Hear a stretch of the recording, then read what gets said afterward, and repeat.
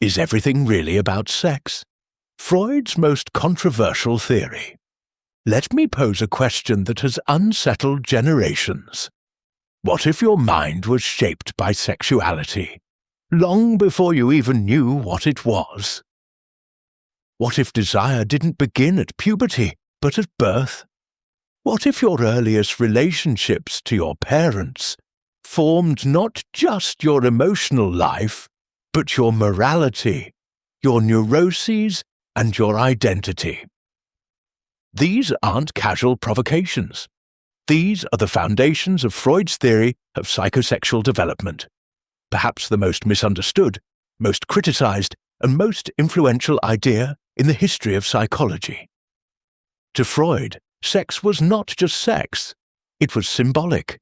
It was metaphoric. It was the expression of libidinal energy, the life force that animated everything from infant feeding to ambition to creativity. In this video, we will explore Freud's 5 psychosexual stages, the controversial Oedipus complex, how childhood shapes adult identity, critiques from feminists, psychologists, and philosophers. This isn't about agreeing with Freud. It's about understanding the revolution he triggered and why, even today, the question lingers. Is everything really about sex? Let's begin. To understand Freud, we must first redefine a word we think we know: libido. To the modern ear, libido means sexual drive. But for Freud, it was far broader. A fundamental psychic energy, rooted in sexuality but expressed in countless forms. Libido, to Freud, is the drive that propels us through life. It fuels love, art, ambition, attachment. It is not limited to genital pleasure. It includes the pleasure of the mouth, the control of the body, the identification with ideals. Freud believed this libidinal energy develops in stages. And if something goes wrong in one stage, if the need isn't met or is prematurely blocked, it leads to what he called fixation, a kind of psychic stuckness that echoes into adulthood. So, let's follow Freud's map of development. It begins not in adolescence, but in infancy. First oral stage, 0 to 1 year. The mouth is the first source of pleasure. Sucking, feeding, biting, all offer comfort, satisfaction, connection. An infant doesn't just nurse for nutrition, it does so for contact, warmth, and security. Freud believed that adults with an oral fixation might become excessively dependent, talkative, overeaters, smokers, constantly seeking oral satisfaction. Second anal stage, 1 to 3 years. As toilet training begins, the child encounters control. The anus becomes the focus, not just biologically, but symbolically. This is the first moment the child is asked to conform to social rules. Fixation here might lead to what Freud called anal retentive personalities: obsessive, orderly, controlling, or the opposite, rebellious, messy, undisciplined. It's not about bowel movements, it's about power. Third phallic stage, 3 to 6 years. This is where things get controversial. The child becomes aware of genitals, not just for sensation, but as symbols of identity.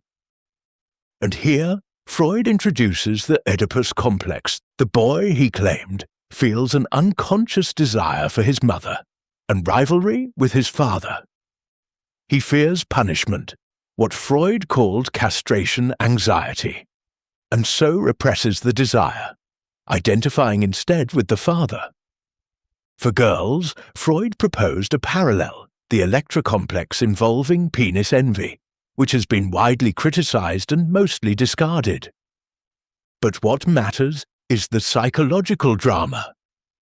The child begins to internalize social rules, moral codes, and gender identity by negotiating primal desires and fears. This stage ends with the birth of the superego, the internal moral authority. Fourth latency stage, 6 to 12 years. Here, libido goes underground. The child focuses on school, friendships, hobbies. Energy is sublimated, channeled into learning, relationships, play. It's a time of stability. But the earlier conflicts are not resolved. They're hidden. Fifth genital stage, 12+ years. With puberty, libido returns, now focused outward, toward mature sexual relationships. But here's the key. Whether the individual can love, work, create, depends on whether the earlier stages were successfully navigated. A person stuck in the oral stage may struggle with dependency. One stuck in the anal stage may battle perfectionism. One never resolving the phallic conflict may seek parental substitutes in love. In Freud's view, childhood is destiny. Let's pause and focus on the most explosive concept, the Oedipus complex. Named after the Greek tragedy in which Oedipus unknowingly kills his father and marries his mother, Freud believed this myth revealed a universal psychic truth. Every child, he argued, experiences a moment of desire and rivalry toward the parent of the opposite sex and against the same-sex parent. This desire is not conscious, not literal. It's symbolic. It's a metaphor for the child's need for exclusive love and the fear of losing it. But the child cannot act on this desire, so it is repressed. And in that repression, the child identifies with the rival parent, internalizing their rules, values, voice. This process gives rise to gender identity, moral conscience, ego structure. For Freud, the Oedipus complex was the central drama of human development. But critics have asked, is this a product of patriarchal, heteronormative assumptions? Is Freud projecting his own neuroses onto all of humanity? What about cultures that don't follow the nuclear family model? Even so, the core idea remains influential, that early emotional attachments, ambivalences, and conflicts shape our adult patterns, often unconsciously.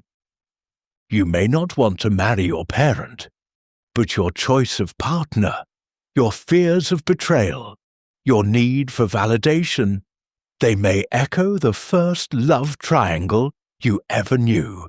Why does Freud's theory still haunt us? Because it dares to say you are not a blank slate.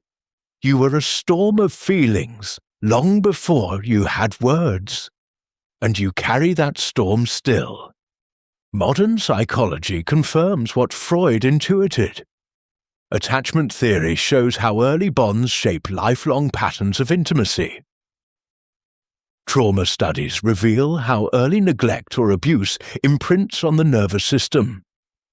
Developmental psychology shows how shame, control, and approval shape identity. Freud's language may be outdated, but his instinct was spot on. The child is not innocent.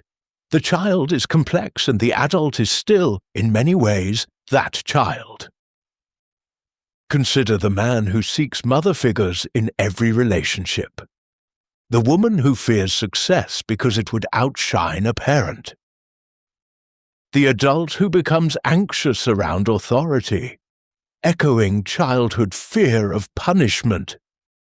These are not coincidences. They are the return of the repressed. Let's confront the criticisms. Many have called Freud's theory overly sexual, male-centered, even absurd. Feminist thinkers like Karen Horney rejected the idea of penis envy, suggesting instead that men envy women's capacity for creation and intimacy. Erik Erikson, Freud's student, extended the stages of development into adulthood, adding stages like identity versus role confusion, intimacy versus isolation. Modern research suggests that sexuality in children exists, but not in the complex symbolic form Freud imagined. And yet, Freud wasn't writing biology. He was writing metaphor, the psyche as theatre, childhood as myth, the family as the crucible of identity. Even today, therapists working with adult trauma, attachment wounds, or compulsive behavior are retracing the map Freud drew, albeit with updated tools. So was he right? In detail, often number. In spirit, uncannily, yes. So is everything really about sex? Number, but everything is about desire, about need, attachment, loss, love, rivalry, power, fear. And sex, for Freud, was simply the language desire spoke. He dared to look where others turned away, into the nursery, the family dinner table, the shadow of memory. He said, "Here is where the adult is born, not in reason, but in relationship." To understand yourself, then, is not to remember every detail of childhood, but to recognize its echo in your present, the patterns you repeat, the partners you choose, the fears that feel too old to explain. Freud's most radical idea wasn't that we are sexual, it was that we are symbolic, and the child in us never fully disappears. So no, not everything is about sex, but much more than we admit is about what we did not get to feel. And that, perhaps, is where our real story begins. Curious minds never stop. Subscribe to keep exploring.